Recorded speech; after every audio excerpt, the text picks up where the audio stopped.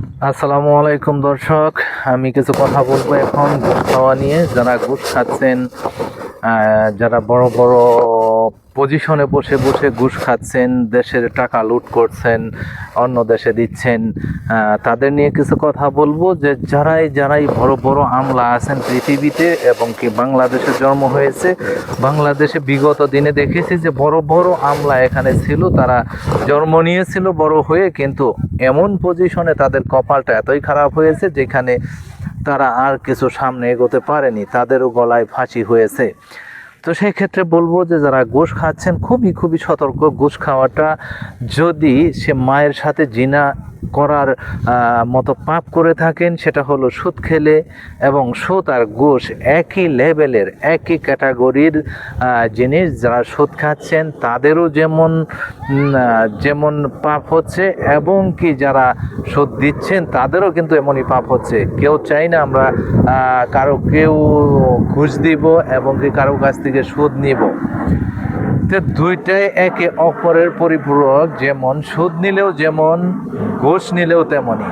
সেই সুদ ঘুষটাকে আমরা না বলি এবং কি বন্ধ করে দিই, দেশটাকে সুষ্ঠু সমাজ এবং কোরআন হাদিসের আলোকে চালিয়ে উঠি এবং কি সুন্দর একটি সমাজ দান করি, সেটা আমরা পাবো। যারা সুষ্ঠু সমাজে আছেন, যারা সেই উচ্চ লেভেলের চেয়ারে বসে আছেন, তারা এই জিনিসগুলো বন্ধ করতে পারবেন। এবং কি আজ যদি আপনি ঘুষ না নেন, কাল আরেকজনকে নিষেধ করেন, পরশু আরেকজন নিষেধ করবে, এভাবে সারা বাংলায় কোথাও একটি টাকাও যদি ঘুষ দেওয়া না হয়, তাহলে দেশটা সুষ্ঠু সমাজ হতে 2 দিন সময় লাগবে না। এবং কি বাংলাদেশটাতে যদি সুদের টাকা না থাকে, তাহলে দেশটা সুষ্ঠুভাবে পরিচালনা হবে এবং কি মানুষ স্বাবলম্বী হবে এবং কি একজন অন্যের উপর নির্ভরশীল হবে না। তাই আমি বলবো যে যারা সুদ দেন বা নেন, দুই একই অপরাধী, দুজনে একই সমান অপরাধ করেছেন, একে অপরের পরিপূরক। তো সেই কারণে বলবো যে হ্যাঁ, সুদ এবং ঘুষকে না বলি, আমরা এটা কখনো করব না। সুদ এবং ঘুষ কখনো দিব না, নিবও না।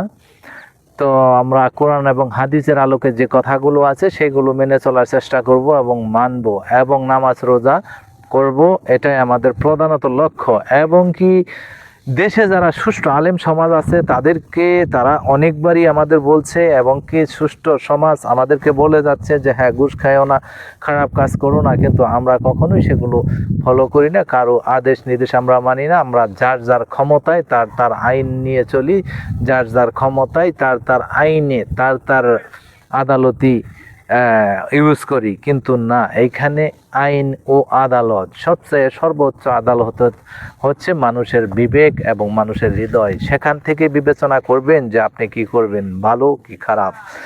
আপনি আজ খারাপ করতে পারেন যে হ্যাঁ, একটি খারাপ কাজ করলে, একটি দর্শন করলে সেটি আমার জন্য খারাপ কাজ। আমি একটি মানুষকে মারলে সেটা খারাপ কাজ, কিন্তু সেখানে বুঝতে হবে যে হ্যাঁ, আমি একটি মানুষকে কেন মারছি। যেমন অনাহারে পড়ে থাকা একটি মানুষকে, আমি যে টোকাইগুলো নিয়ে কথা বলি, রাস্তায় পড়ে আছে, যাদের পুনর্বাসন করার চেষ্টা করছি, সেই মানুষগুলো দেখছি যে হ্যাঁ, প্রতিনিয়তই তাদের দিনে 1 বার 2 বার 3 বার মার খেতেই হচ্ছে। কেন খেতে হচ্ছে? তারা খাবার চুরি করছে, কারো কিছু চুরি করছে, এটা নিয়ে দৌড় দিচ্ছে, সেটা করছে, স্মাগলিং বিক্রি করছে, যার কারণে তারা প্রতিনিয়ত মার খাচ্ছে। কেনটা আমরা জানতে চাই না। কেন সে মার খাচ্ছে, কেন তাকে মারছি, কেন সে চুরি করছে, সেই কিন্তু কখনো আমরা জানি না, এবং কিন্তুটা জানার চেষ্টা করি না। আমরা চাচ্ছি যে সেই জিনিসটা জানার চেষ্টা করব।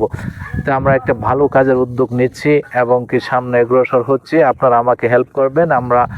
আপনারা আমার ভিডিওতে লাইক, কমেন্ট, শেয়ার করবেন এবং কি আমাকে উৎসাহ দিবেন। খারাপ কিছু থাকলে অবশ্যই আমাকে জানাবেন এবং আমার ভিডিওটিতে কমেন্ট করে দিবেন যে হ্যাঁ, এটা ভালো না, তুমি এটা করো না। তো অবশ্যই স্টপ হয়ে যাব। সেই ক্ষেত্রে বলবো যে সুদকে না বলি, ঘুষকে না বলি, আমরা এগুলা কখনোই করব না। সুস্থ সমাজে চলার জন্য আমাদের আল্লাহ তৌফিক দান করুক। আমার সাথে সকলেই একমত থাকেন। আল্লাহ আমাদের ভালো একটি পরিবেশে নিবে, সুস্থ সমাজ থাকবে।